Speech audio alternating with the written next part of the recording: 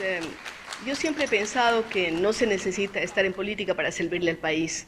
Uno puede hacerlo desde la política, pero desde otros campos también. Desde el año 98 creamos una fundación, Fundación para la Integración y Desarrollo de América Latina, que es Fundación FIDAL.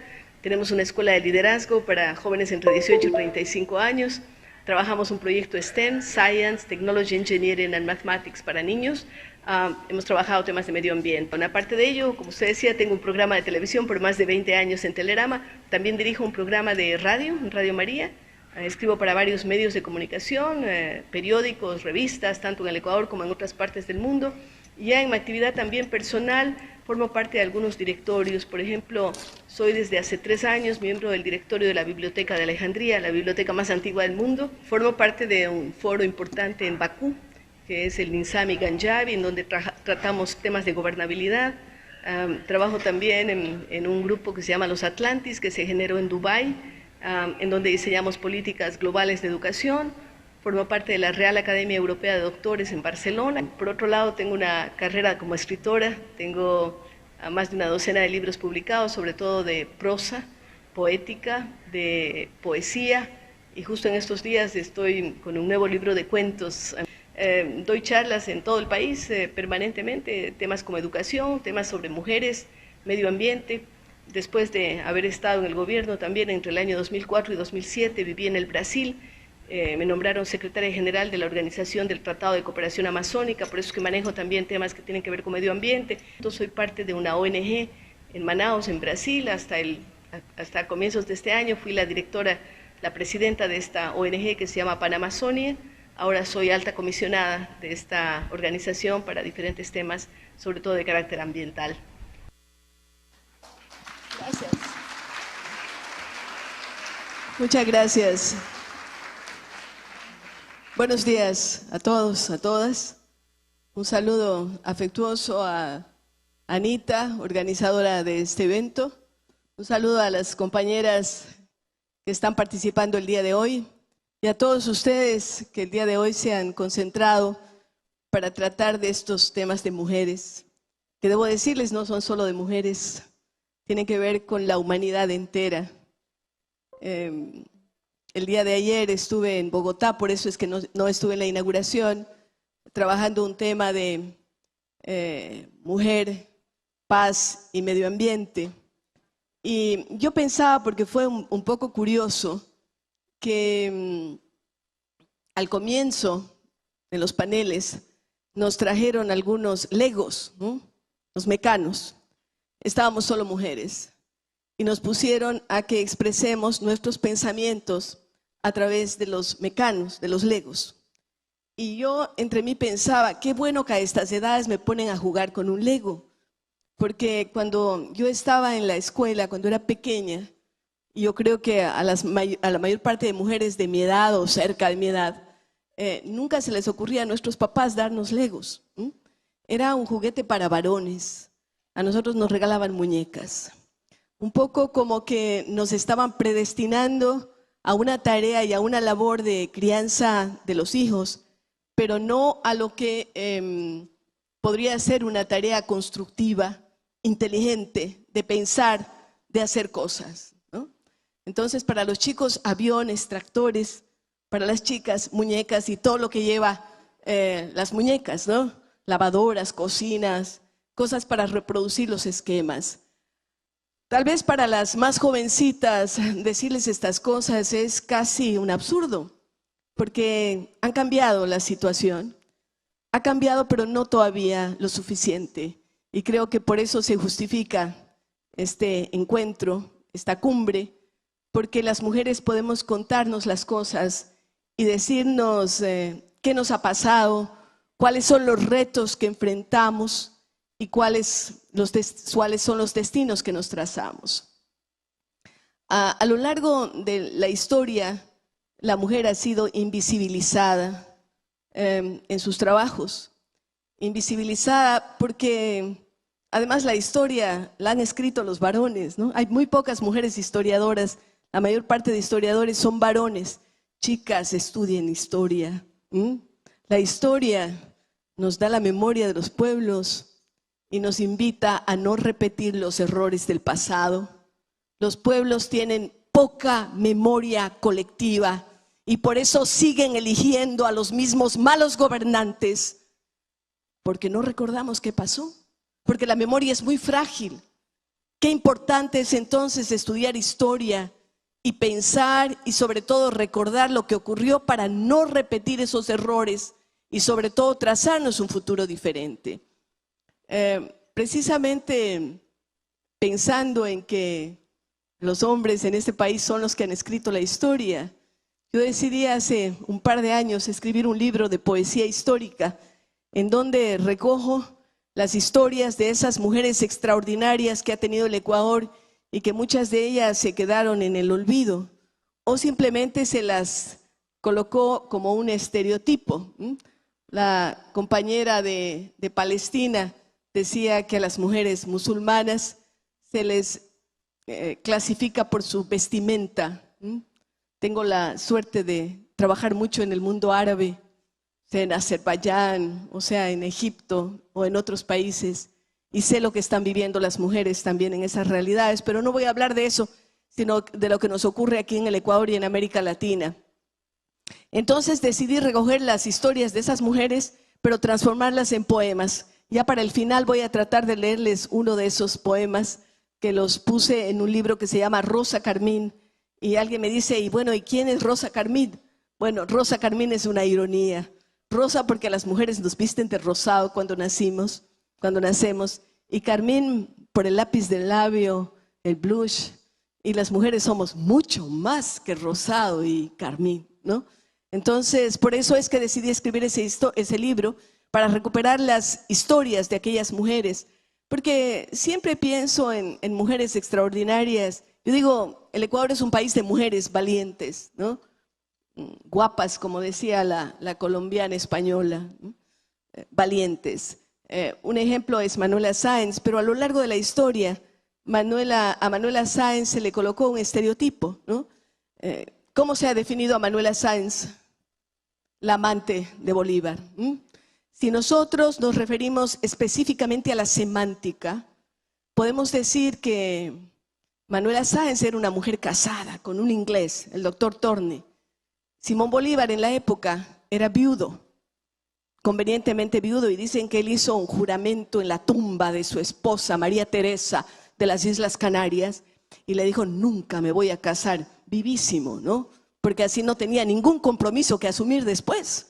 Y andaba por ahí teniendo sus Manuelas, sus Rosas, sus qué sé yo. Pero bueno, Manuela Sáenz fue la mujer de su vida y sobre eso no hay discusión. Y entonces, si es que nos atenemos a lo semántico, tendríamos que decir que Bolívar fue amante de Manuela Sáenz porque ella era una mujer casada y él era viudo. ¿Qué tal si yo vengo aquí y presento a Bolívar y digo, el amante de la señora Sáenz? ¿No creen que le estamos bajando la categoría a este libertador? ¿Y por qué lo hacemos con una mujer que tenía una historia propia antes de conocer a Bolívar? Ya antes de conocer a Bolívar, ella junto con una guayaquileña, Rosita Campuzano, habían sido condecoradas con la Orden de Caballeresas del Sol por haber sido fundamentales en la independencia del Perú, ¿no? Entonces ella tenía una historia propia y la siguió teniendo después de la muerte de Bolívar. Entonces esos estereotipos me molestan, ¿no? Y creo que debe molestarnos a todas precisamente para cambiarlos. Esa invisibilidad y esa presencia de rasgos de machismo de alguna forma tocó mi vida. Los ecuatorianas conocen mi historia, pero tal vez a las jóvenes se les olvidó y se la voy a referir en muy pequeños rasgos. Yo soy de Cuenca, se me nota todavía el cantado, cuencanas. Y en mi casa, yo soy la primera hija de 4, yo no sentí nunca una diferencia en cuanto a la forma de criarnos. Mi segundo hermano, un varón, y luego 2 mujeres. No sentí machismo tampoco en el colegio, de hecho me educaron en un colegio de monjas, entonces no había parámetros para comparar con los chicos, porque los chicos estaban afuera esperando que salgamos, ¿no? pero como se acostumbraba en esa época, era típico, ¿no? Ahora esas cosas no han cambiado, no saben lo que se pierden, chicas. Y no sentí tampoco cuando empecé mi carrera política. Yo hablo mucho con los chicos y las chicas en los colegios, sobre todo porque voy a presentar mis libros y porque trabajamos una escuela de liderazgo, y les digo, yo era tan, pero tan aplicada que me casé con mi profesor, ¿no? Entonces, bueno, no sentí ese machismo en esos primeros estadios de mi vida. Luego acepté ser concejal. En esa época no había ni por idea ley de cuotas, ¿no? No había ninguna obligatoriedad de poner mujeres en listas y peor, encabezar lista. Yo encabecé la lista de concejales y contra todo pronóstico gané en mi ciudad. La idea de seguir en política no se atravesaba mucho por mi mente. Cuando a mí de pequeña me preguntaban qué quiero ser, yo decía quiero ser escritora.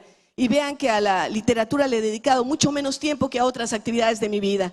Siempre pienso que la vida es una especie de rompecabezas, ¿no? Un rompecabezas nosotros vamos colocando las fichas, pero a veces viene alguien por detrás de nosotros y nos ayuda a colocar una ficha que encaja perfectamente. Así es la vida de los seres humanos. Un rompecabezas, colocamos fichas y nos ayudan a colocarlas. Y bueno, la vida me fue llevando por los derroteros de la política. Fui subsecretaria de Cultura, dije, bueno, acepto este cargo porque tiene que ver con lo que a mí me gusta, la literatura y el arte. Y me trasladé a Quito y pensé que iba a vivir un año en Quito y miren que ya llevo más de 25 en Quito. Soy víctima del centralismo absorbente, ¿no? Eso en Guayaquil gusta, ¿no? Bueno, entonces trabajé como subsecretaria y allí empiezo a sentir un poquito el machismo. El presidente Sixto Durán Ballén, a quien yo lo quería muchísimo, me llama y me dice, guagua. Los mayores se acuerdan que a mí me decían la guagua de Sixto, ¿no? Así me conocían en la política. Y entonces me dice, guagua, yo quisiera nombrarte ministra de Educación, pero me da miedo.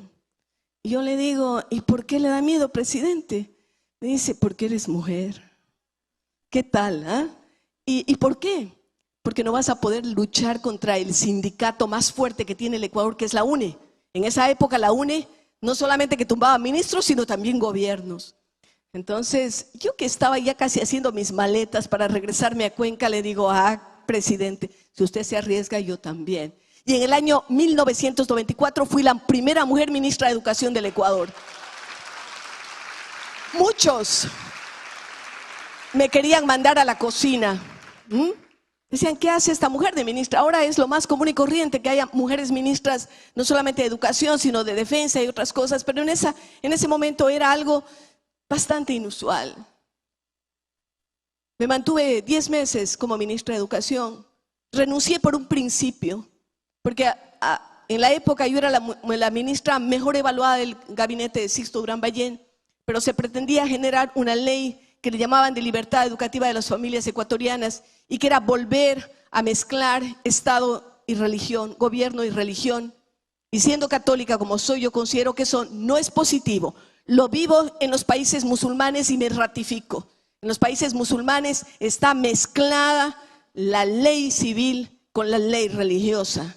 Lo que dice el Corán es ley y eso no es bueno. Genera controversias, genera guerras, genera enfrentamientos. Yo le dije al presidente, yo no puedo jamás ejecutar y poner en funciones una ley con la que yo en mi conciencia no estoy de acuerdo. Mis asesores de la época me decían, usted está loca, se está peleando con la iglesia. Cierto, algunos obispos predicaban contra mí en los púlpitos. Éramos Eloy Alfaro, el diablo y yo, ¿no? Más o menos en esa época. Y entonces dije, bueno, a mí no me importa porque yo no tengo la intencionalidad de seguir en la política, pero otra vez la política se cruzó en mi destino. Y claro, mucha gente podía no estar de acuerdo conmigo, pero estaban de acuerdo con la lucha por un principio, y por la defensa y por la renuncia de una posición privilegiada de ministra de Estado por un principio. Y es así entonces como recibí propuestas para ser candidata a la vicepresidencia de la República y acepté con el peor de todos. Integramos un binomio No había cálculo en mí. Bucarán había perdido ya 2 veces las elecciones y en esa tercera oportunidad aparecía como el menos opcionado. Los 8 candidatos, él era el último. Sin embargo, cuando yo me pongo a trabajar, trabajo.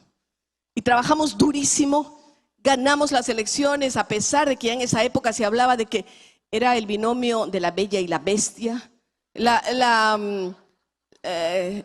gracia popular es increíble. Hablaban también del binomio mote-pillo. Yo el mote, imagínense quién era el pillo, ¿no? Pero bueno, entonces ganamos las elecciones. Y otra vez el machismo se cruza en mi vida. Se había cruzado un par de veces más, pero son cosas no tan relevantes. Cuando Bucarán es cesado en sus funciones, tanto antes como después, la Constitución ecuatoriana dice que cuando un presidente no puede ejercer sus funciones temporal o definitivamente por locura o por ladrón, por cualquier cosa o porque se marcha del país, quien le reemplaza es el vicepresidente, decían. No se podían imaginar que había una vicepresidenta. Yo ya viví la situación cuando se cayó el avión con Roldós y Marta Bucarán y nadie discutió el que Osvaldo Hurtado asumiera la presidencia de la República. Yo me temo que si el hombre no se llamaba Osvaldo, sino que era una mujer y se llamaba Osvaldina, tal vez le habría tocado difícil también, ¿no? Pero no fue el caso. El único caso en la historia del Ecuador en donde no se permite a una mujer mantenerse por el tiempo que le correspondía en la presidencia de la República es el mío. Después de mi caso estuvieron la caída de Mauad, la caída de Lucio Gutiérrez y los vicepresidentes asumieron. Pero no termina allí la historia, porque después tuvieron que pasar 21 años para que mi retrato sea colocado en el Palacio de Carondelet. 21 años. Yo quiero agradecer porque está por aquí una mujer a quien quiero mucho, Graciela Mayorga, póngase de pie para que la conozcan. Graciela Mayorga, guayaquileña, con un grupo de mujeres de Guayaquil, organizó y entregó una comunicación a la presidencia de la República para que se me reconozca ese derecho. Yo pensé que iba a pasar ya después cuando me muera, porque en nuestro país la gente le gusta después de que está muerta reconocerle, ¿no? Sin embargo, hoy consta ese retrato allí, que creo que no solamente me hace justicia a mí, sino que le hace justicia a todas las mujeres ecuatorianas.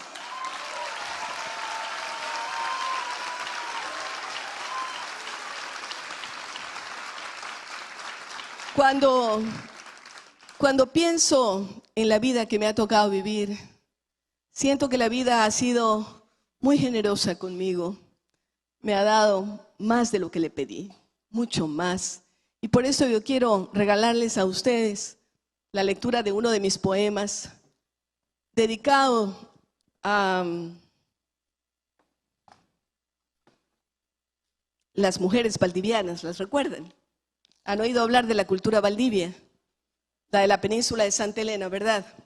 Bueno, mi pretensión es que los jóvenes, y sobre todo las chicas ecuatorianos, aprendan literatura con poemas como este. Y dice así: entre el maíz, la brisa y las espóndilus, el barro es muy pulido, mis manos se deslizan con temor de quebrar esas viejas efigies de mujeres que ejercen su mandato de bien. Hace miles de años, 400 centurias, en las tierras de Mangles, a orillas del mar, cosecharon espóndilus, fabricaron collares, cultivaron maíz, emprendieron 1000 viajes. Conocieron las tierras de los viejos olmecas, por las costas extrañas asomaron Chavín y también amazónidas de jaguares, de monos, de serpientes bicéfalas. Construyeron las balsas y surcaron el mar, soportaron los vientos, tempestades oceánidas y crearon sus diosas, figurines de barro, figurines de piedra, estatuillas de barro. Estatuillas de barro con los pechos enormes, con los brazos muy juntos, con tocados gigantes, con collares y aros, con colores del sol. Comerciaron los pueblos con las rojizas valvas, de las conchas espondilus, caracoles strombus, acunando mazorcas de maíces dorados, calabazas, ajíes, el fragante maní. Descendientes directas de los novios dormidos, los amantes de Zumpa, enlazados eternos, valdivianas construyen arquetípicas casas de fogones ardientes y de vientos alados.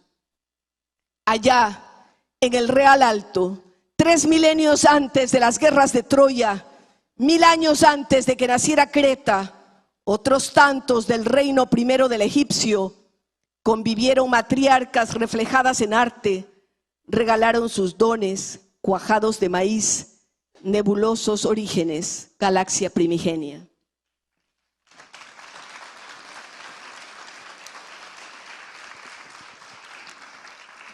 Yo quiero decirles algo.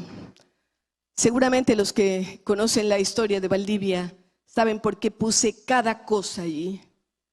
Porque nosotros los ecuatorianos, aquí hay gente de otros países, pero la mayor parte somos ecuatorianos, tenemos la tendencia a hablar del Ecuador como un país pequeño, y a mí también eso me molesta.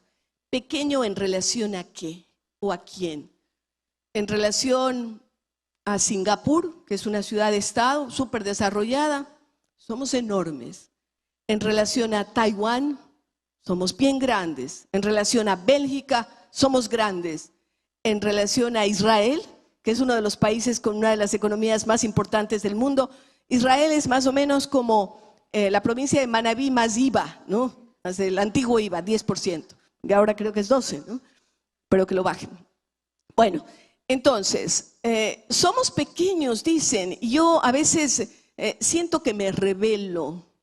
Es un país de una biodiversidad extraordinaria, tenemos la costa prodigiosa con todos los recursos que imaginamos, tenemos los Andes, las montañas, esa cadena que nos une a los otros países del continente, tenemos la Amazonía, más de la mitad de nuestro territorio es amazónico, tenemos las prodigiosas Islas Galápagos, cuna del pensamiento de la evolución de Charles Darwin, un laboratorio natural fantástico. Tenemos productos increíbles de la biodiversidad, pero también somos dueños, o fue el territorio de estas antiguas valdivianas. ¿Por qué yo empecé el libro y quise darles este poema como un regalo? Porque las valdivianas, o los valdivianos, son la cultura cerámica más antigua de América. Ellos vivieron justo aquí al lado, en la península de Santa Elena, 4000 años antes de Cristo, es decir, hace más de 6000 años. Hacían estas figurines, ustedes han visto estas mujeres de barro, ¿no? ¿Por qué creen que las hacían? Porque eran las diosas, porque eran el símbolo de la fertilidad, porque era una cultura matriarcal, pero hay mucho más. Las antiguas valdivianos llegaron con sus conocimientos a todo lo que actualmente es Mesoamérica, es decir, fueron por toda América Central y llegaron a México y fueron los que enseñaron a hacer cerámica a las culturas anteriores a los olmecas y a los mayas. Y se fueron también para el Perú y enseñaron a hacer cerámica a la cultura chavín de Huántar, mucho más antigua que los incas. Y nosotros no somos capaces de recoger en nuestra historia estos antecedentes. Fueron los primeros que comercializaron con las conchas espondilus, esas valvas rojas. Todavía nos servimos ceviche de espóndilos cuando hacemos la ruta del sol, pero es la primera vez que se empieza a utilizar eso como moneda. Pero también algo muy importante, fueron las creadoras de la balsa huancavilca, ¿no? Fueron también aquellas que domesticaron el maíz. El maíz es originario de la región amazónica, como también el cacao, el chocolate. Y fueron las primeras que empezaron a procesar el maíz. A los americanos, a los latinoamericanos nos dicen hombres y mujeres de maíz. ¿Dónde está esa recuperación de nuestra historia? Y yo, más que hablarles de mi pasado, mi trayectoria política, quería traerles este mensaje de ecuatorianidad, de sentirnos orgullosos de nuestras raíces y decirles que esas raíces se acunaron en los pechos de una mujer, de las valdivianas, de las mujeres aquellas que son el principio y la raíz de la historia ecuatoriana. Muchas gracias.